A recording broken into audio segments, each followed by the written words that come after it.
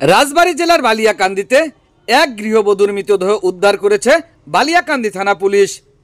মৃত গৃহবধূর নাম তাহমিনা বেগম ৩৫, স্বামী মোহাম্মদ ইব্রাহিম তালুকদার, গ্রাম ডাঙ্গাহাতি মোহন, ইউনিয়ন জামালপুর, থানা বালিয়াকান্দি, জেলা রাজবাড়ী। সরজমিন পরিদর্শনে জানা যায়, গত ১২ এপ্রিল ২০২৪ শুক্রবার রাত আনুমানিক ১০টা ৩০ মিনিটের সময় মৃত তাহমিনা বেগমের ছেলে ইয়াসিন তালুকদার বাড়িতে এসে বাড়ির চারপাশে আটকানো দেখে তার মাকে ডাকতে থাকে। অনেক ডাকাডাকির পর কোনো সারা শব্দ না পেয়ে টিনের প্রাচীর বেয়ে ঘরের ভিতর ঢুকে তার মাকে ফ্যানের সঙ্গে ঝুলন্ত অবস্থায় দেখতে পায়। এরপর তার ডাক চিৎকারে আশপাশের লোকজন এগিয়ে এসে তাকে উদ্ধার করে চিকিৎসকের কাছে নিয়ে যায়। কর্তব্যরত চিকিৎসক তাকে মৃত ঘোষণা করে। এ ব্যাপারে মৃত তাহমিনা বেগমের স্বামী ইব্রাহিম তালুকদার বাদী হয়ে বালিয়াকান্দি থানায় একটি অপমৃত্যু মামলা করেছে। এ বিষয়ে ইব্রাহিম তালুকদার যা বলেন। আমার নাম মোহাম্মদ ইব্রাহিম তালুকদার। আমি বাজারে ব্যবসা করি, মুদিখানা দোকান আছে আমার। তো ঠিক যখন রাত 10:30টার সময় আমাকে একটা ছেলে যায় বললো যে আপনার স্ত্রী গলায় দড়ি নিয়েছে। আমি তো হতভম্ব, কি বলিস? তা বলতেছে ভাই সিরিয়াস। তো আমি তখন পাগল প্রায়, যে কি বলে, আমার সংসারে তো কোনো অশান্তি নাই। তা আমি রশিদ ডাক্তারের ওখানে ছুটে যাই দৌড়ে, আমার দোকান থেকে পাশেই রশিদ ডাক্তারের দোকান। তা রশিদ ডাক্তার ঘরে নেই, পিছনে যখন ব্যাকে আসি দেখি উনি রেল লাইনের উপরে গাড়ির উপরেই আছে। তা আমি দৌড়ে এসে বললাম, ভাই আমার স্ত্রী নাকি গলায় দড়ি নিয়েছে, দ্রুত চলেন। তখন ওরা নিয়ে আমি আসতে থাকি, কিন্তু ভ্যানে উঠায় তখন নিয়ে যায়। হ্যাঁ, এই বিষয়টা আমার ছেলে 10:30 সোয়া 10টার দিকে এখানে আসে। সে আম্মু আম্মু বলে ডাকলেই দরজা খুলে দেয়, আমি আসলে ডাকলেই দরজা খুলে দেয়। কিন্তু যখন সারা শব্দ পাই নাই, তখন আমার ছেলে এ পাশ দেখছে বন্ধ, ও পাশ বন্ধ, এ পাশে একটা পাল্লা আছে। তখন ও এই পাশের পাল্লা দিয়ে উপর দিয়ে উঠছে। উপর দিয়ে উঠার পরে যখন এই বারান্দার গেট ছিল, ওই গেটটা খোলা, তখন ও ভিতরে আইছে। ভিতরে এসে আম্মু আম্মু করতেছে। তখন এই পাশের রুমে আসছে, দেখে আম্মু নাই, বাহিরেও নাই। তখন এই রুমে আসছে। ওই মুহূর্তে আমি ফোন দিছি যে ইয়াসিন বাড়ি আসছে নাকি, ইয়াসিনের আম্মুর নাম্বার। ফোন দিলে ও ফোনটা ধরছে, মাত্র এই পাশে আসছে, আম্মু নাই। যখন উপর দিক তাকাইছে, ওর হাতে মোবাইল রিং বাজতেছে, আমি ফোন দিছি। ওর আম্মুরও দেখে ও আর হুশ নাই। তখন ও চিৎকার দিয়ে বেরোইছে, এখানে বেরোয় পড়ে গেছে। ও যে এই পাশের দরজা আছে, সিটকিনি খুললেই রাস্তা, ডাকতে পারে, ওর হুশ নাই। ও ওই যেখান দিয়ে উঠে আসছে পাল্লা বেয়ে, ওইখান দিয়েই পাল্লা বেয়ে আবার উপর দিয়ে গেছে। উপর দিয়ে যাওয়ার পর চিৎকার দিলে আমার সামনের বাড়ির 3টা ছেলে ওরা আসছে, আরো লোকজন আসছে। আসার পরে সব এই পাশে লাগানো, ও পাশে লাগানো। যখন লাশ নিয়ে গেছে, তখন আমি দৌড় দিছি, দৌড় যেয়ে ডাক্তারের ঘরে গেছি। তখন আমি দেখলাম হাত ঠান্ডা হয়ে গেছে। ডাক্তার অনেক ফান্স করে দেখলো, সবকিছু চেক আপ করে দেখলো মৃত। তখন আমি আর কি করব, তখন আবার ভ্যানে উঠে আমি লাশ নিয়ে আসলাম। লাশ আনার পরে আমি, যারা ছিল অনেক লোকজন ছিল, আমি বললাম যে কোনো কিছু পাওয়া গেছে কিনা। এই সোফাগুলো এলোমেলো ছিল, তাতে বিছানার উপরে একটা মোবাইল পাইছে আর একটা ব্লুটুথ পাইছে। পাওয়ার পরে আমি ওটা যত্ন সহকারে রাখি। পরে বড় ভাই থানায় ফোন করে, ওসি সাহেব আসে। আসার পরে ওসি সাহেবকে ওইটা দেওয়া হয়, একটা ব্লুটুথ, একটা ফোন, এবং ফোনে কল লিস্ট দেখে, সবকিছু দেখে। ইতিমধ্যেই সার্কেল এসপি আসে। সার্কেল এসপি আসে, সেটা আমাদের সাক্ষাৎ নেয়, কিভাবে কি ছিল সব বলি। বলার পরে উনি ওসি সাহেবের উপরে দায়িত্ব দিয়ে যায়। এমন অবস্থায় আছে। আমি গত পরশুদিন ওসি সাহেবের কাছে গেছিলাম, উনি বললো যে এর চলতেছে, আসামিরা পালাতো। আসামি কার? আসামি হতেছে আমার দোকানের সামনেই সাগর নামে একটা ফোনের দোকান। তা বিগত আজ এটা আমি এখন উপলব্ধি করতে পারি যে আমার স্ত্রীর সাথে তার সম্পর্ক আরো 10 বছর আগে থেকে, বা 15 বছর। আমি যখন বিদেশ ছিলাম, টাকা পয়সা পাঠাইছি, সেই সব টাকা দিয়ে ওই ছেলেটা চলছে ফিরছে। অ্যাকাউন্ট থেকে 3.5 লাখ টাকার মতো নিয়েছে কিছুদিন আগেও। তখন পর্যন্ত আমি ওর কাছে টাকা রাখছি, ওর অ্যাকাউন্টে 15 লাখ টাকা রাখছিলাম। কার অ্যাকাউন্টে? আমার স্ত্রীর অ্যাকাউন্টে।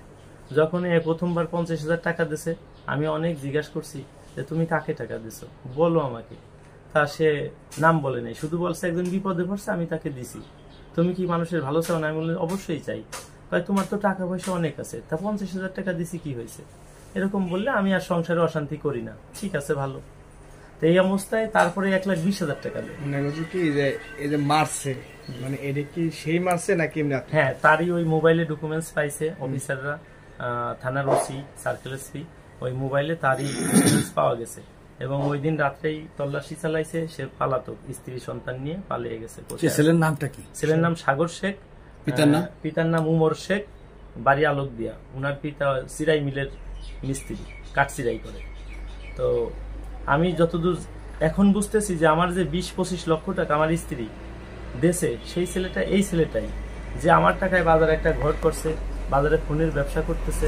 কিন্তু আমার কোনো স্ত্রী কোনোদিন আমাকে বলে নাই যে আমি অমুককে দিচ্ছি। কিন্তু আমি আমার সংসারকে ভালো রাখার জন্য, আমি ভালো থাকার জন্য আমার স্ত্রীকে কখনো একটা থাপড়ও দেয়নি, শুধু ভালোই বাসিছি যে আমার যা আছে আমার তো চলতেছে।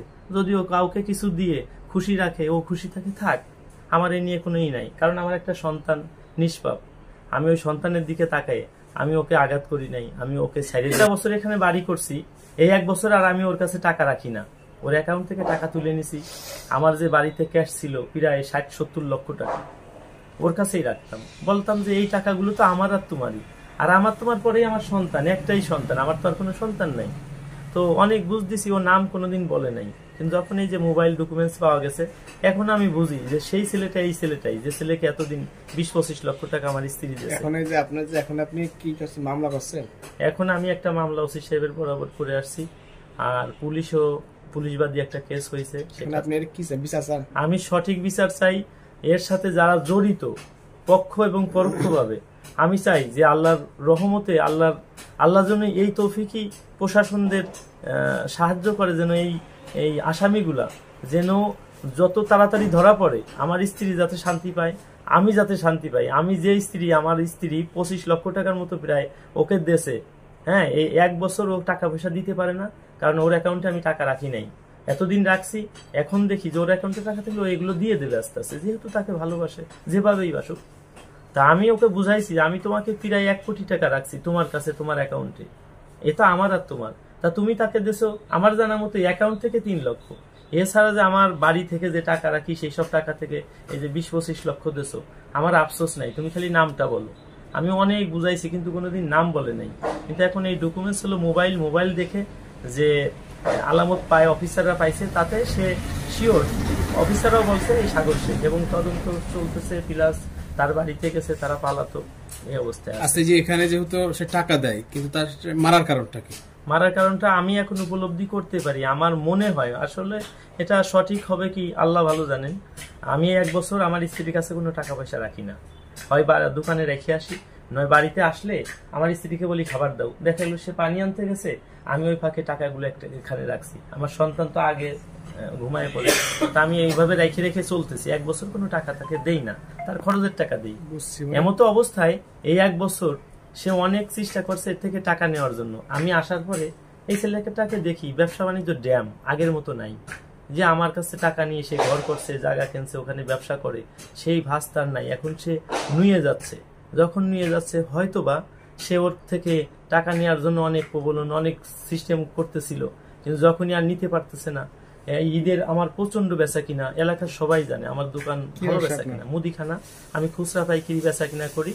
সব সময় আমার বেচা কিনা রাত 12টা পর্যন্ত, সকালে দোকান খুলে ফজরের পর থেকে যদি আমি দোকান খুলি রাত 12টা পর্যন্ত। একাই ও কোনোভাবে টাকা পয়সা নিতে পারতেছে না, আজ 1 বছর, আমি তো বুঝতেছি। এবং আমার স্ত্রী দেখি এই 1টা বছর অনেক সচেতন, আমার ঘর কিভাবে সাজাবে, আমার বাড়ির সামনে কিভাবে একটা গাছ লাগাবে। হত্যার সাথে জড়িত কতজন? এই হত্যার সাথে অবশ্যই জড়িত আমি মনে করি ও একা না, কারণ যেহেতু ওর মোবাইল এখানে পাওয়া যায়নি, অন্য একজনের মোবাইল পাওয়া গেছে, অফিসাররা যা দেখে বললো। এই মোবাইলটা কার? মোবাইলটা লেখা আছে মোবাইলের শেখ সোহাগ, শেখ সাগর, শেখ সোহাগ না সাগর, আমি মোবাইল থেকে দেখে আমার বলতে হবে। এর ডিটেলস পাওয়া গেছে মধুখালী গারাখোলা, যে ছেলেটার মোবাইল পাওয়া গেছে, এটা পাওয়া গেছে মধুখালী গারাখোলা। আমার মোবাইলে একটা ছবি আছে, হ্যাঁ, গারাখোলা মধুখালী এভাবে লেখা আছে। এখন আমি মনে করি এই হত্যার সাথে অনেক লোক জড়িত, 1-2 জন না, অনেক লোক জড়িত। এই মোবাইলে এই ছবিটা পাওয়া গেছে, এই মোবাইল স্ক্রিনে এই ছবিটা পাওয়া গেছে। এখন আমার স্ত্রীকে নিয়ে আমি ডাক্তারের কাছে, তখন ওই সাগর, এই যে উমর শেখের ছেলে সাগর, ডকুমেন্টসটা অফিসাররা পাইছে, পুলিশ অফিসারদের হাতে দিছি, একটা মোবাইল, একটা ব্লুটুথ। এইটার মাধ্যমে অফিসাররাই দেখছে যে এই সাগর শেখ, বাড়ি আলোকদিয়া, উমর শেখের ছেলে। আমার দোকানের সামনেই বাজার, আমার দোকানের সামনেই দোকান। তাতে প্রমাণিত যে এই ছেলেটাই আমার স্ত্রীর কাছ থেকে প্রায় 20-25 লক্ষ টাকা নিয়ে এইগুলা করছে। এবং একটা বছর যখন তাকে টাকা পয়সা হয়তো দিচ্ছিল না, যার কারণেই সে মাথা তার ঠিক নাই যে আগে এত টাকা পয়সা দিয়েছে এখন দেবে না। আমার তো অনেক ব্যবসা অনেক ভালো, সবাই জানে আল্লাহর রহমতে। তো আমার টাকা পয়সাও আছে, বাড়িতে জমি বেচা টাকা, এর লোভেই হয়তো ও টাকা দিচ্ছে না, যেহেতু তার মন হয়তো ঘুরে গেছে, সে ভালো থাকবে একটা সন্তান স্বামীকে নিয়ে, যার কারণে সে দিচ্ছে না বিদায়ী। আমার ধারণা সে তাকে হত্যা করে গেছে। তবে আমি আশাবাদী যদি পুলিশ প্রশাসন তাকে আটক করে জিজ্ঞাসাবাদ করে এর পুরোপুরি ডিটেলস পাওয়া যাবে, আমি আশা করি। আর আমি এর উপযুক্ত শাস্তি চাই এবং আল্লাহর কাছে চাই যে আল্লাহ তুমি আমাকে ধৈর্য ধরার তৌফিক দান করো। আমার সন্তান আছে, একটা সন্তান, এই সন্তানের জন্য ধৈর্য ধরে থাকতে পারে, এটাই আমার শেষ চাওয়া। অনাকাঙ্ক্ষিত এই ঘটনায় এলাকায় চাঞ্চল্যকর পরিবেশ সৃষ্টি হয়েছে। এ বিষয়ে তাহমিনা বেগমের একমাত্র ছেলে ইয়াসিন তালুকদারের কাছে জিজ্ঞেস করলে সে মৃত্যুর মূল রহস্য উদ্ঘাটন করে প্রকৃত অপরাধীদের আইনের আওতায় এনে দৃষ্টান্তমূলক শাস্তির দাবি করেছে। আমি যখন বাসায় আসি আনুমানিক 10টা, সোয়া 10টা কিংবা 10:30, ওই সময় আসে। আমি এই পাশে অনেক নক করি, অনেক ধাক্কাধাক্কি করি, আম্মু খোলে না। পরে এমন গেছি কোনো জায়গায় গিয়েছে, পরে দেখি না সিটকেনিতে তালা দেওয়া নাই। পরে আমি বললাম, আমি মনে করতেছি সিটকেনি তালা দেওয়া নেই, তাহলে তো ভিতরেই থাকার কথা। অনেকবার এরকম গুতাইছি, খোলে না। পরে আমি এই পাশ দিয়ে ঘুরে, এই পাশ দিয়ে ওই টিনের একটা দরজা আছে, ওই দরজার উপর দিয়ে আসা যায়। ওই দরজার উপর দিয়ে আমি আইছি, আসার পরে এই রুমে আমি আইছি। এই দরজাটা খোলা ছিল, এই দরজাটা খোলা ছিল আর লোহার দরজাটা খোলা ছিল। আমি আসার পরে আব্বু ওই জায়গায় আম্মুর ফোন, বাটন ফোন, ওই বাটন ফোন ওইখানে ছিল। পরে ওই বাটন ফোনে আব্বু ফোন দিয়েছে ওই সময়। তো পরে আমি ফোনটা কেবল রিসিভ করছি, রিসিভ করার পরে এই পাশে আসছি।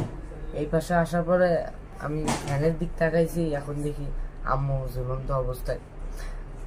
পরে আমি চিৎকার করে বাইরে চলে যাই। আমি পরে এইখানে পড়ে গেছি। পড়ে যাওয়ার পরে এই পাশ দিয়ে আমি আবার এই পাশ দিয়ে গেছি। আমার টিনের উপর দিয়ে দেখেন হাত কাটিছিল অস্থির। আমি টিনের উপর দিয়ে যাওয়ার পরে সবাই ডাক দিছি, সবাই আইছে। এই যে এই পাশে আমার কাকা টাকা ছিল, সবাই আইছে। আসার পরে গেছে কি হয়েছে কি হয়েছে, আমি গেছি আমার আম্মু গলায় ধরে গেছে। তখন তারা ওই পাশে দরজা ভাঙছে, ভাঙার পরে তারপরে হাসে তারা নামাইছে। তারা মনে করছে তখনও জীবিত ছিল, তখন তারা ডাক্তারের কাছে নিয়ে যায় মনে করে। পরে ডাক্তার ঘোষণা দেয় আম্মু আর নাই, আম্মু আর নাই। উপযুক্ত বিচার চাই, যারা এর সাথে জড়িত তারা যেন উপযুক্ত বিচার পায়, আমি এইটাই চাইছি। আমি তাদের উপযুক্ত বিচার চাই এবং ফাঁসি চাই। তারা যেন প্রশাসনিক যেন তাদের ধরতে পারে, আমি এটাই চাই। এ বিষয়ে তাহমিনা বেগমের স্বজনদের কাছে জানতে চাইলে তারা যা বলেন, আমি জীবনের আমার মেয়ের বদলে আমি তাকে জীবন চাই। আমি জানি না কে করছে আমি দেখিনি, জানি না, উপরে আল্লাহ। আমার একটাই কথা, আমার জীবনের মধ্যে আমি জীবন চাই। যারা এই করেছে উপরে আল্লাহ সাক্ষী আছে, আল্লাহর পর সাক্ষী রেখে আমার যে যা করেছে, আমার মেয়ে নিজে হত্যা হয় নাই, আমার মানুষই মার্ডার করেছে, সেই সব মার্ডারের বিচার চাই, সূক্ষ্ম বিচার চাই। আমার বিচারের বদলি আমার একটাই কথা যে আমি সেইটাই আমি বিচার চাই। আমার খুন চাই। আমি তার বড় বোন, আমার এইখানে আমার বাড়ি বড় বোন প্লাস আমার জাল, আমার ছোট দেবরের ওয়াইফ।